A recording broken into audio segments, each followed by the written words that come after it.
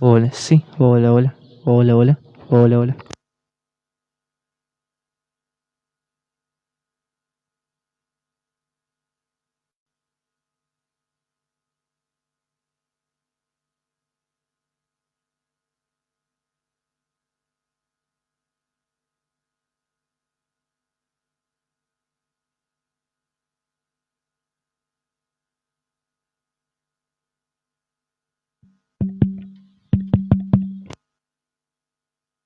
Hola, sí, hola, hola, hola, sí.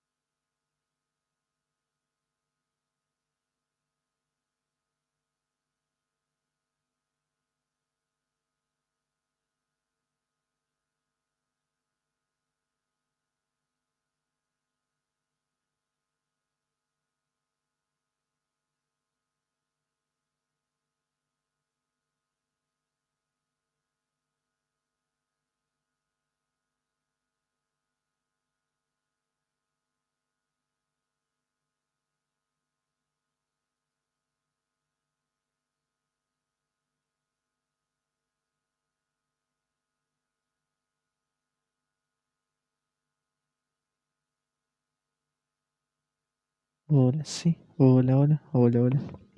Probando uno, dos, hola, hola.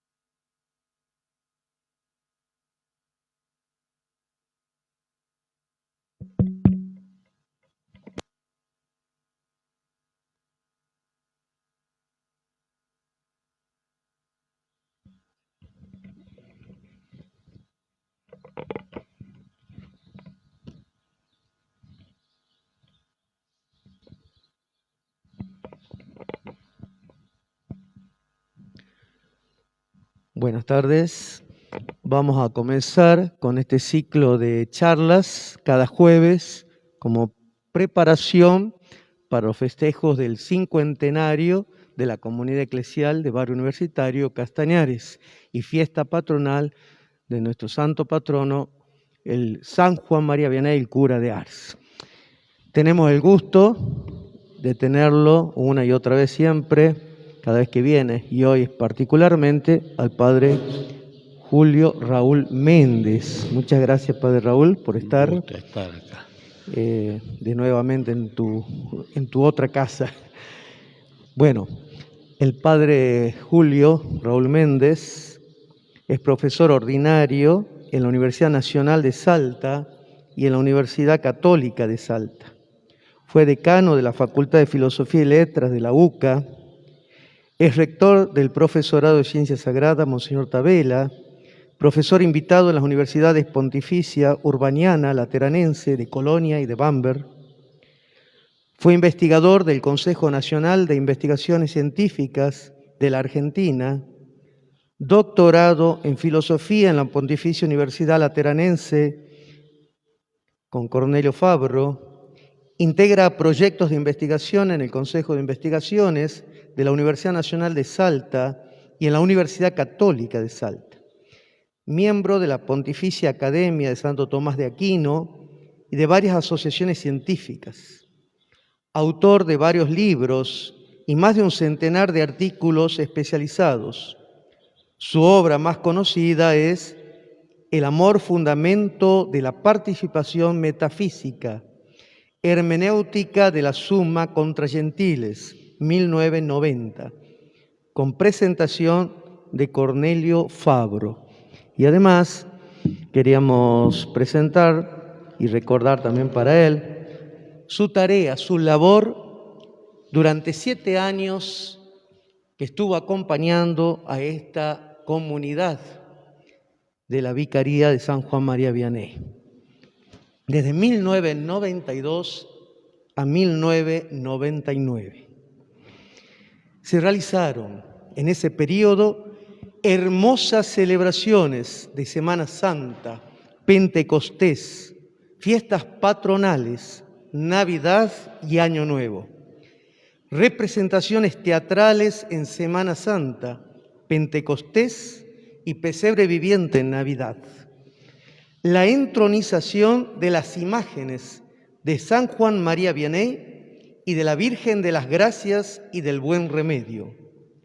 Las bodas de plata de formación de nuestra comunidad cristiana, 25 años. Las primeras misas de los padres José Guerra y Luis Talló.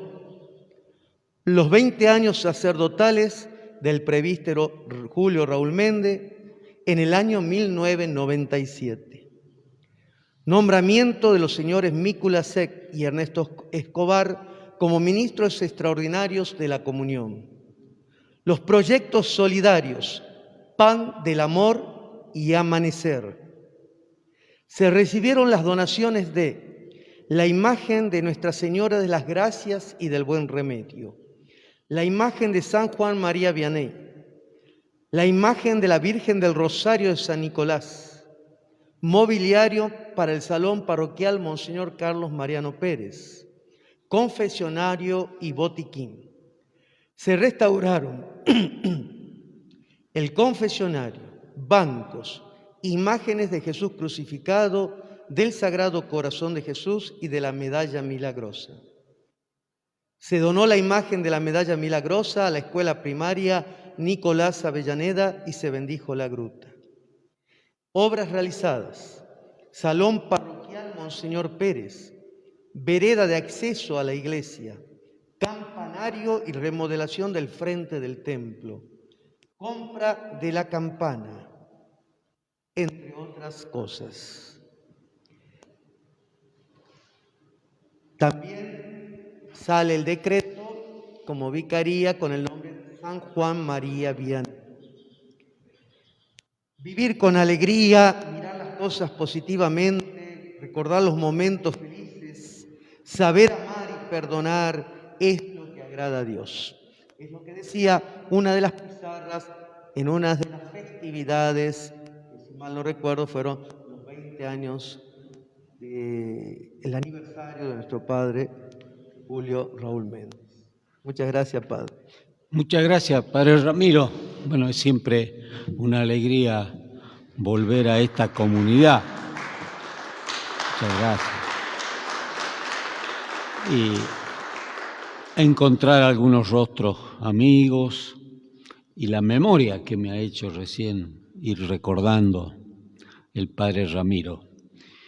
Bueno, esta tarde yo voy a tratar de compartir con ustedes alguna reflexión acerca de qué mensaje nos da el cura de Ars, la figura del cura de Ars.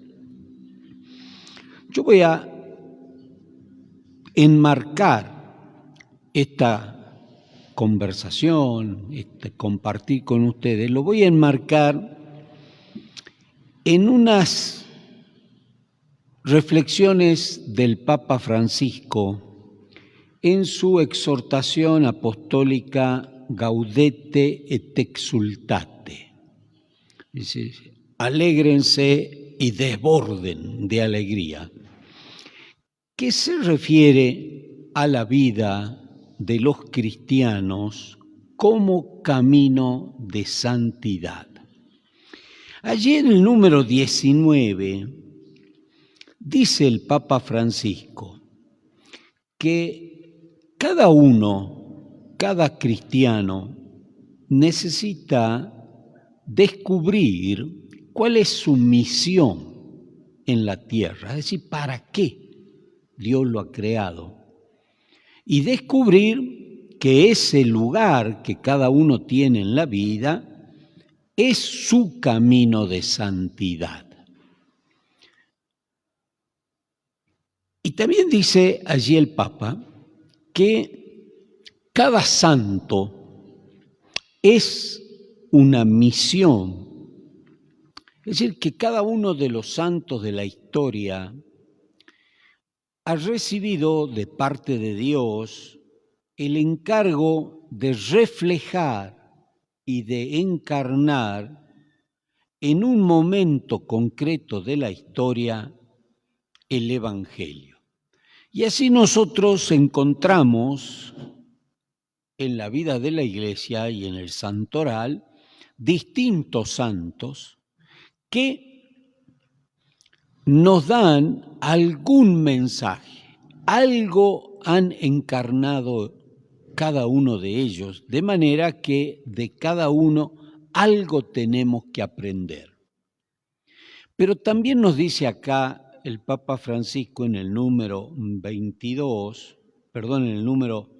23 y en el 22 y 23, nos dice que al mirar la vida de un santo, no nos tenemos que asombrar de encontrarle limitaciones, incluso errores, incluso fallas, porque salvo nuestro Señor y la Santísima Virgen, ninguno ha nacido ya santo, se han ido haciendo santos.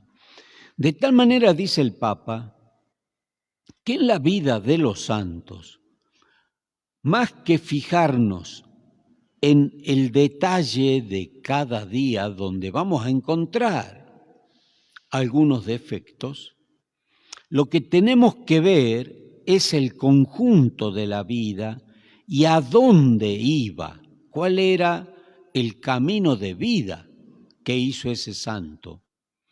Y de la misma manera, dice el Papa, tenemos que encarar la propia vida.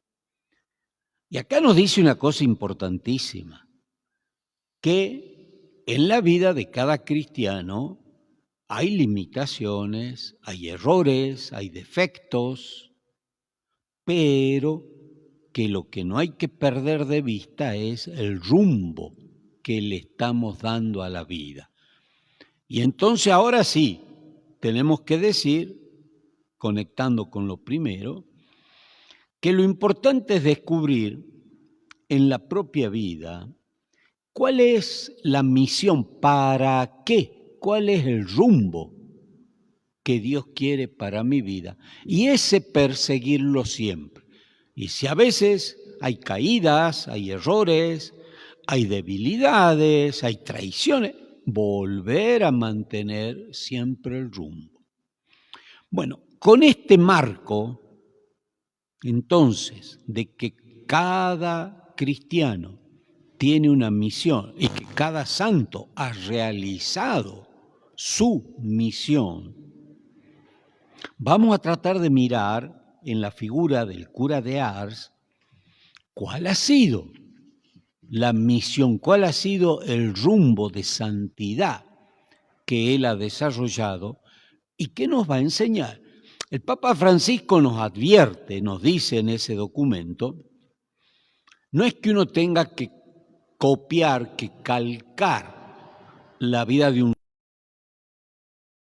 santo, primero porque ha vivido en su momento, en sus circunstancias, pero el sentido general de la vida del santo, ese me enseña, me aporta algo que yo tengo que incluir dentro de mi vida en la circunstancia, en la manera, en el tiempo que me toca a mí, que será distinto del que le tocó al santo. Pero es un mensaje, esta es la cuestión. Por eso los veneramos, los miramos, los estudiamos, les prestamos atención, porque me da un mensaje, algo que es como un valor, como un rumbo que yo tengo que incorporar en mi vida. San Juan María Bautista Vianney fue francés y vivió durante la primera mitad del siglo XIX. Él nació en 1786, pero tenía 14 años apenas cuando ya cambia el siglo y vive hasta 1859. Es decir, que su vida ha estado ahí en la primera mitad y un poco más del siglo XIX, del 1800. Más que como San Juan Bautista María Vianney, que era su nombre, lo conocemos como el cura de Ars, el párroco de Ars. En realidad no era párroco, era vicario. Era vicario. Porque Ars era y sigue siendo, yo conozco, estuve en Ars, un pueblo muy pequeñito, muy chiquitito. Y más en esa época era un pueblito aislado, perdido, en medio de unas montañas, un vallecito, desconectado. Pero él ha desarrollado una vida que ha cambiado y ha hecho famoso al pueblito. Nadie sabría de la existencia de Ars en el mundo y ni siquiera en la propia Francia. Digamos, el nombre de Ars dice algo, suena, existe, porque ahí estuvo el cura de Ars. Cuando él llegó, destinado de cura allí, de vicario en realidad, esto era, decía yo, muy chiquitito, muy desconocido, y él comenzó a desarrollar su tarea y con el paso del tiempo, a los pocos años, comenzó a correr la fama. ¿Vieron cómo pasa en una época en que no había las redes sociales, ni siquiera teléfono, ni nada, pero la gente se mueve siempre, y aunque no había ni buenos caminos, ni nada, sin embargo la gente se comunica y comenta. La gente comenta. Por lo general, muchas veces la gente comenta las cosas malas, pero acá comenzaron a comentar con asombro lo que les inspiraba este sacerdote. Y esa fama fue pasando a través de los pueblos y llegó un momento en que de todas partes de Francia la gente viajaba para verlo al cura, para confesarse, para escuchar su predicación y algunos también para ver la casa donde vivía. Está conservada la casa. Cuenta la biografía del cura de Ars que no tenía a veces ni tiempo para ir a comer por las colas de gente que iba a confesarse. E iban de todas partes de Francia. Influyó tanto, generó este movimiento, decía, un lugar así, desconocido, escondido, que hubo que hacer camino y hasta acercar hasta donde se pudo el ferrocarril. Es decir, el movimiento de gente hizo que el Estado tuviera que ocuparse y conectarlo al pueblito. Él era de estatura baja, era bajito, frágil de salud, débil, sencillo.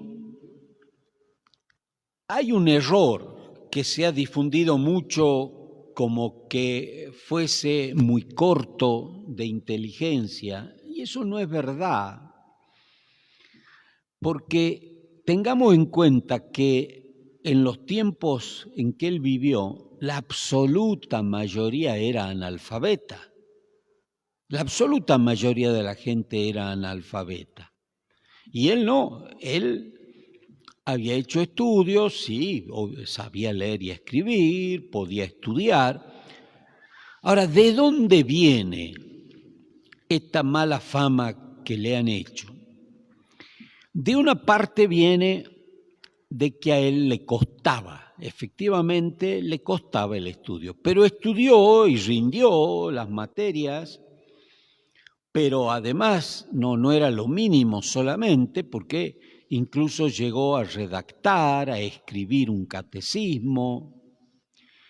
Pero la crítica, la mala fama, le viene sobre todo porque en su época, así como estaba la absoluta mayoría del pueblo que era analfabeta, había una pequeña élite, una pequeña clase alta que se llamaba la clase ilustrada.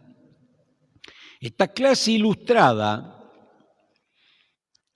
consideraba que la religión tiene que someterse a lo que la razón humana le dice. Es decir, que el hombre no tiene que someterse a Dios. Y esta corriente de la Ilustración influía también incluso dentro de la Iglesia. Y entonces muchos sacerdotes cultos encuentra estos sacerdotes contagiados de la Ilustración, que para exaltar algo de Jesucristo o de la Virgen, lo comparaban como que fuesen una imitación de los dioses griegos, de la mitología griega. Es decir, daban vuelta a las cosas. O sea, la fe por debajo de la literatura. Los evangelios por debajo de la literatura. Bueno, el cura de Ars no participaba de eso. Las homilías, las catequesis del cura de Ars se referían al evangelio y a la vida. Entonces, repito, en el marco de una mayoría que no sabía ni leer ni escribir, digamos, él estaba destacado como un hombre que sí tenía estudios.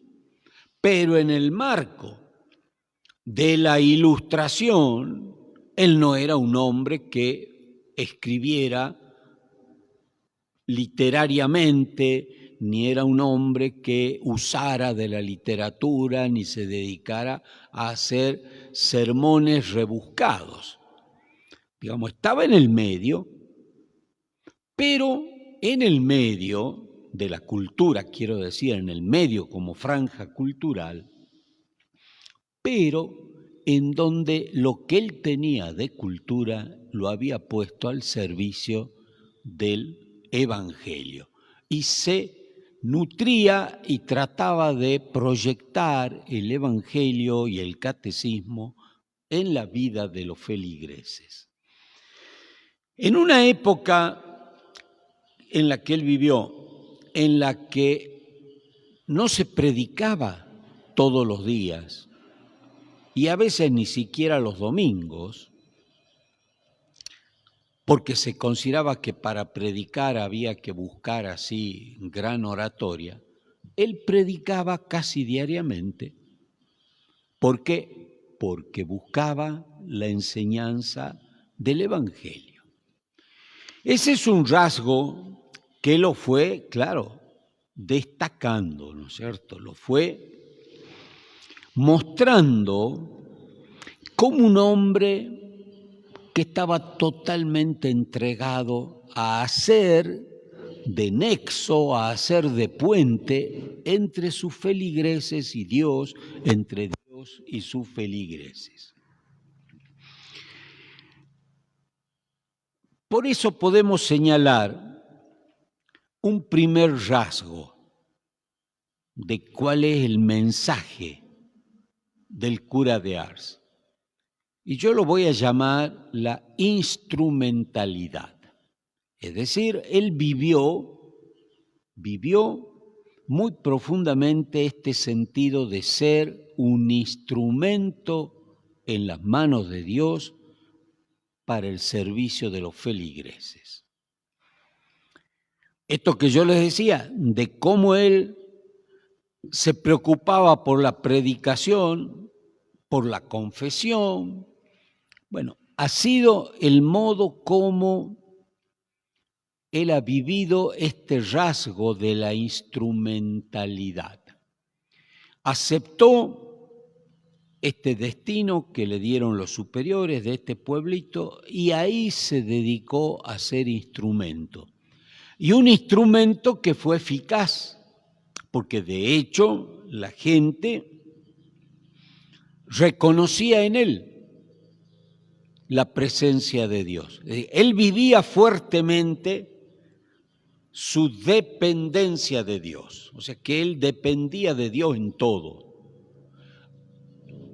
Y al mismo tiempo fuertemente que él era un instrumento para que la gente lo descubriera a Dios.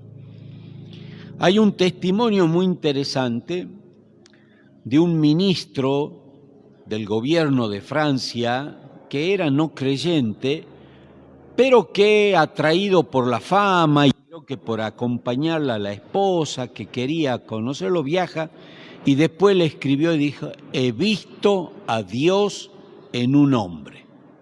He visto a Dios en un hombre.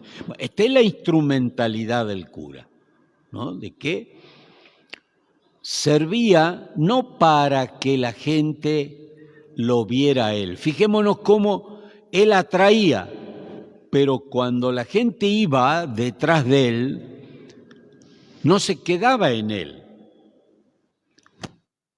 Los que llegaban a él pasaban al encuentro con Dios. Era un instrumento, no tenía sentido en sí mismo, sino en tratar de ser instrumento para que todos lleguen a Dios. Hay una anécdota muy interesante, que cuando a él lo destinan a Ars y no sabía ni dónde quedaba, había llegado hasta el pueblo más cercano y después de ahí caminaba buscando dónde estaba Ars, dónde quedaba este pueblito. Y no lo encontraba. Y entonces ahí en el campo encuentra un chico. y le dice si sabía dónde quedaba. El chico le dice, sí sé dónde queda Ars. Y acá cerca, le dice, acá cerquita. Y él le dice, bueno, muéstrame el camino, guíame al camino a Ars, y yo te voy a guiar en el camino al cielo. Ahí cuando uno visita Ars, afuera del pueblo, hay una estatua de este señor. Porque este señor, que era un niño, se convirtió en el monaguillo del padre y lo acompañó toda la vida. Y falleció al poco tiempo de que falleció el padre, ¿no?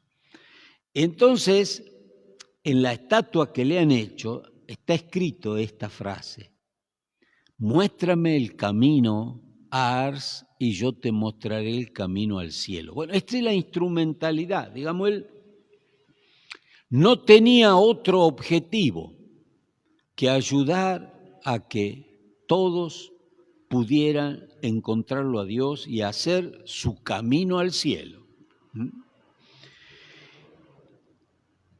Esta instrumentalidad del cura de Ars fue su colaboración en un gran misterio, que es el misterio de la obra de Dios entre los hombres. Y él lo vivía con ese sentido de misterio, de que él no es el dueño de las almas, no está para atarla a la gente a él, ni para él decidir la vida de las personas, sino para colaborar en una obra que Dios va haciendo.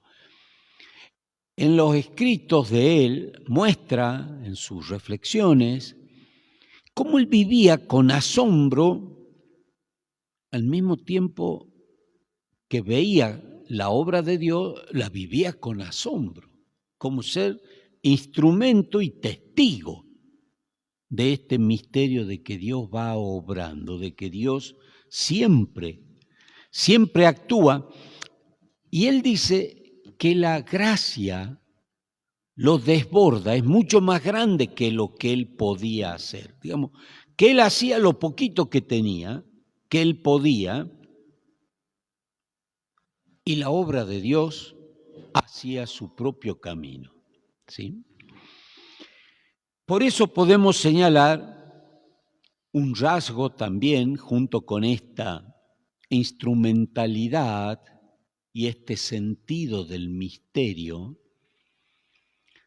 que el misterio él lo vivía por dentro y por eso era como transparente para la gente. Cuando este ministro escribió, he visto a Dios en un hombre, lo que está reflejando es esa transparencia que yo quiero que nos quede con claridad. Cómo él atraía, pero no retenía, sino que verlo al cura, acercarse al cura, confesarse con el cura, participar en la misa, era encontrarse con Dios.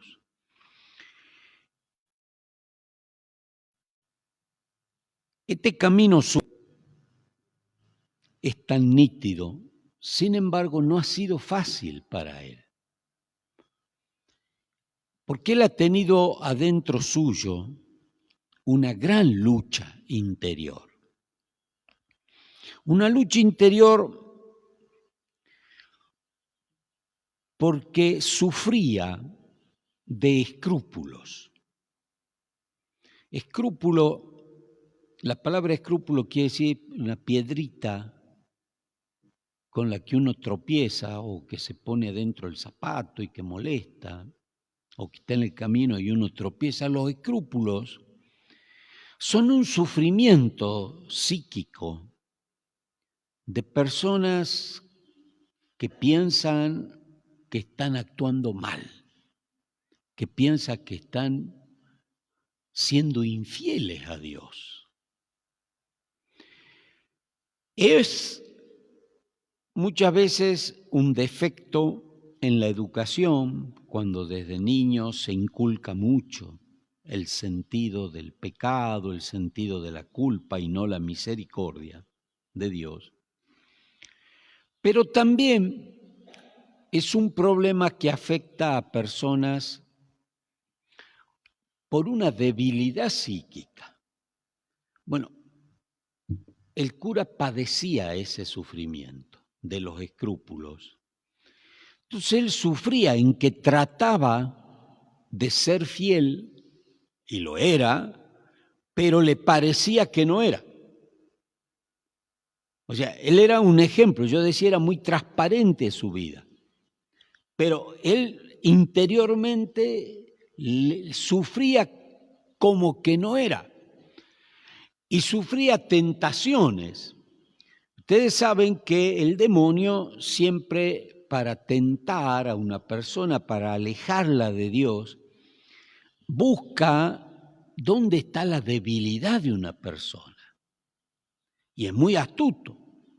Y en el caso del pobre cura, le trabajaba ese lado, le generaba las dudas, la sospecha de que él estaba siendo un mal sacerdote. Y como que él, para ser un buen sacerdote, tendría que hacer otras cosas, hasta que fue madurando. Por eso vemos, decía el Papa Francisco, tratar de ser un modelo como eran otros sacerdotes, sino que tenía que ser tal cual él era, y que siendo así totalmente instrumento, totalmente entregado en lo que él era, ahí estaba bien, ahí estaba haciendo la obra de Dios. Yo he tenido la gracia, a la vez que he visitado Ars, de poder celebrar la misa con el cáliz del cura, que está conservado, ¿no? Está conservado. Bueno, y ha sido, por supuesto, una vivencia interior muy profunda, estar en comunión con este gran santo. Por eso, cuando después, al poco tiempo, al volver a Salta, me encomiendan esta comunidad, bueno, fue siempre para mí una gran alegría poder estar bajo la inspiración del santo cura y tratar de aprender ese modelo, ese rumbo de vida, de la instrumentalidad, ¿no? De la instrumentalidad y de la transparencia, tratando de hacer el camino con la identidad, con la individualidad que a cada uno nos da Dios nuestro Señor. Sabiendo que esto que descubrió el cura, que no tenía que copiar a otros sacerdotes que eran famosos en su tiempo, sino que él tenía que seguir haciendo lo que hacía: confesar, predicar, dar el catecismo, celebrar la misa, asistir a los enfermos. Que eso que él podía hacer en ese lugar perdido, en ese pueblito, eso estaba siendo la obra de Dios. Y esto es lo que nos enseña el cura de Ars. Bueno, yo les agradezco, y si quieren, hay unos minutos antes de la misa, podríamos conversar, si quieren, comentar, ¿no? Abundar en algo.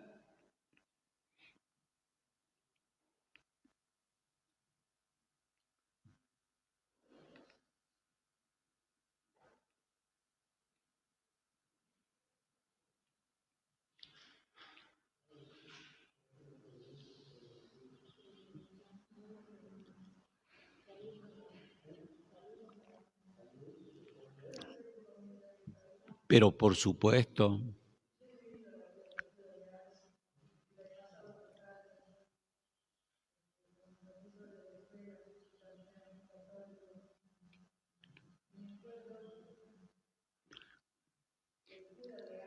acá espere que le van a poner el micrófono, así los que nos están siguiendo desde la casa pueden. Pues comience de vuelta.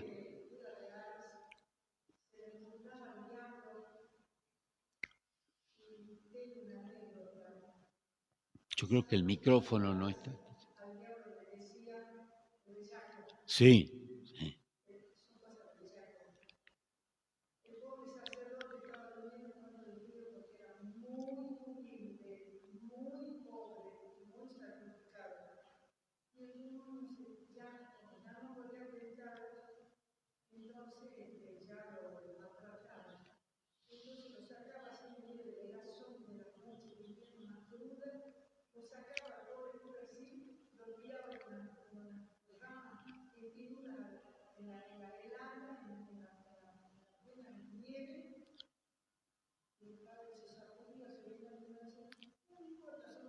Cosa del demonio.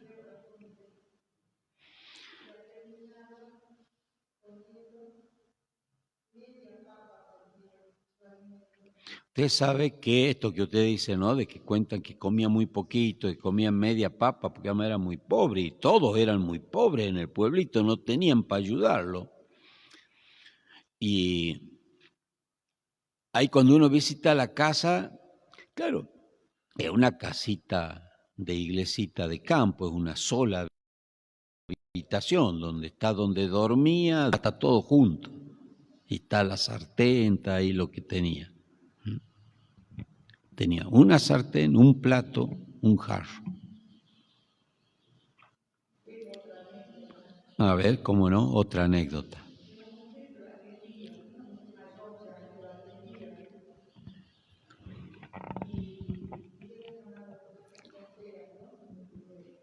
Le habían levantado calumnias con la señora que se ocupaba de la casa, sí.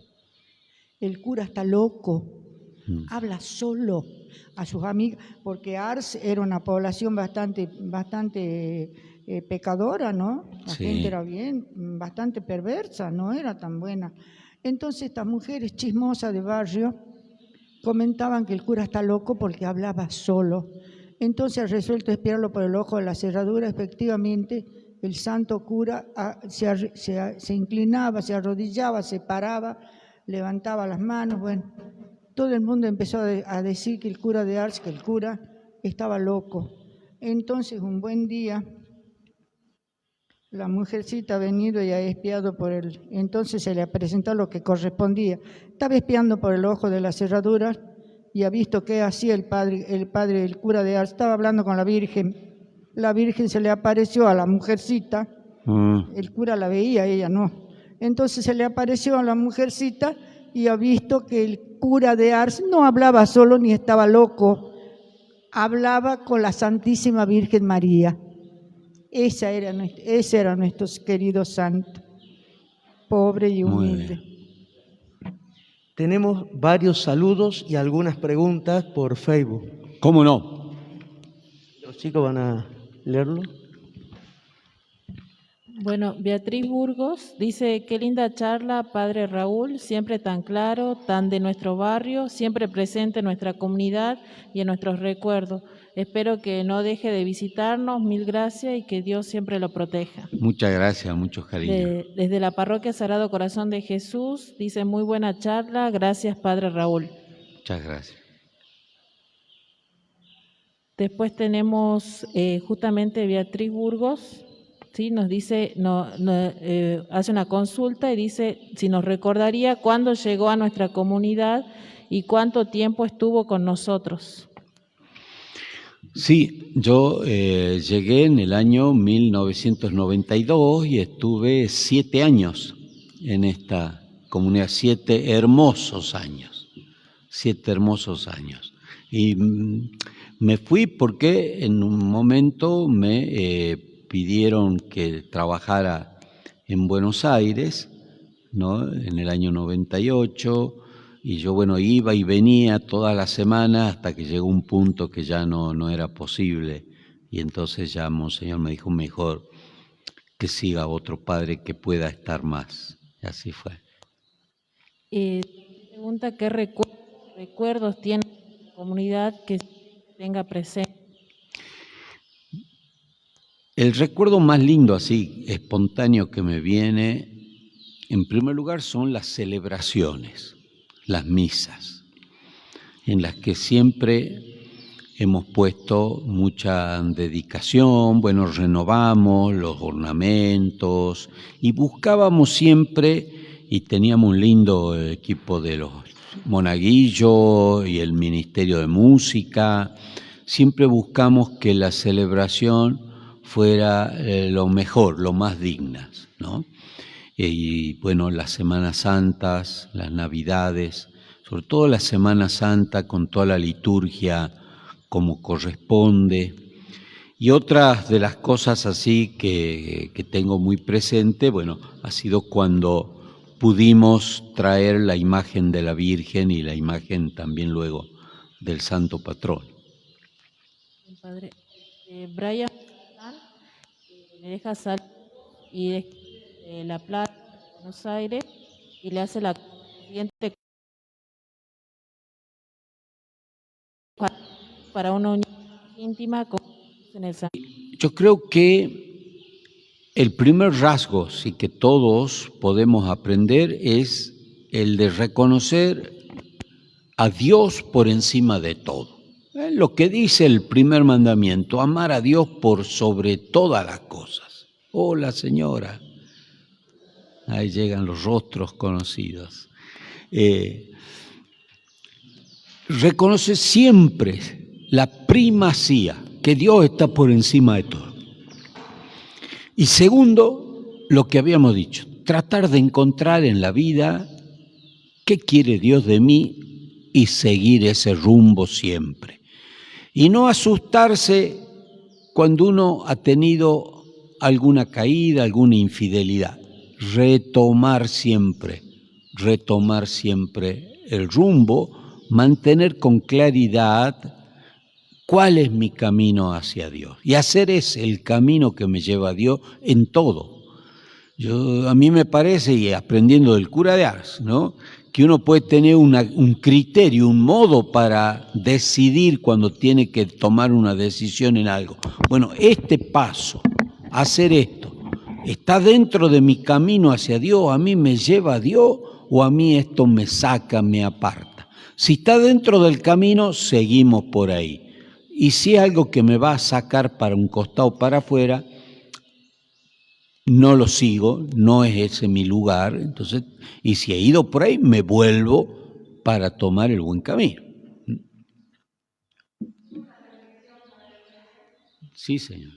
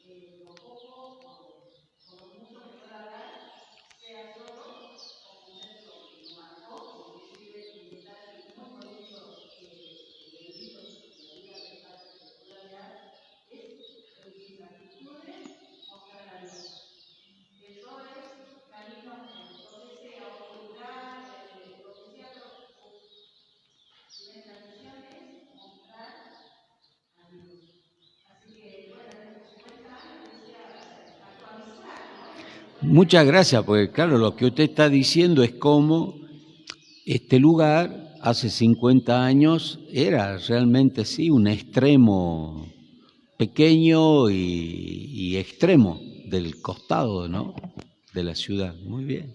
Y haciendo cuentas y sumando y restando, usted también está celebrando sus 50 años, ¿verdad? Y todavía no. Es decir, 50 años de vida ya los pasé y de sacerdocio ya me falta poquito. Ah, bueno, por ahí nos andamos. Entonces, ahí andamos. Bueno, muchas gracias, padre. Gracias. Bueno, tenemos un mensaje más. Por la hora ya vamos a comenzar con la Santa Misa. Nos vamos a preparar. Es un saludo de Miriam Patterson que dice: excelente charla, cuánta enseñanza y muchas gracias. Bueno, gracias a usted, muchas gracias. Bien. Bueno, y ya que me preguntaban así de los recuerdos, hay otra cosa. Yo les decía, bueno, las liturgias, la llegada de las imágenes, y la otra cosa siempre la calidez del trato. He hecho muchos vínculos aquí, algunas de las personas que me vienen a la memoria ya no están acá en la tierra, pero me han quedado en el corazón y me acuerdo, y a otros, bueno, y una alegría verlas venir, visitado casas y he compartido y he gozado siempre del afecto, la calidez de esta comunidad. Eso también es un signo que me lo llevo conmigo. Bueno, vamos a celebrar la misa. Gracias. Muchas gracias, un fuerte aplauso.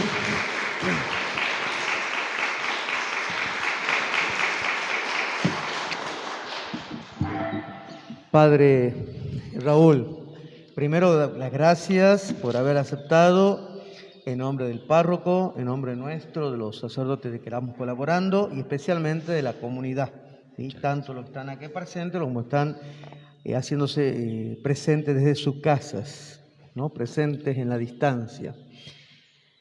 También decirte que de alguna manera sos o tenés ese espíritu del cura de Ars, porque no es fácil pasar por comunidades y ser queridos por todos. Esta es una de esas comunidades que después de hacer este trabajo que estamos todavía haciendo de memoria agradecida y haciendo entrevistas, todos te recuerdan con mucho cariño. Todos te recuerdan con mucho cariño. Así que muchas gracias, Padre.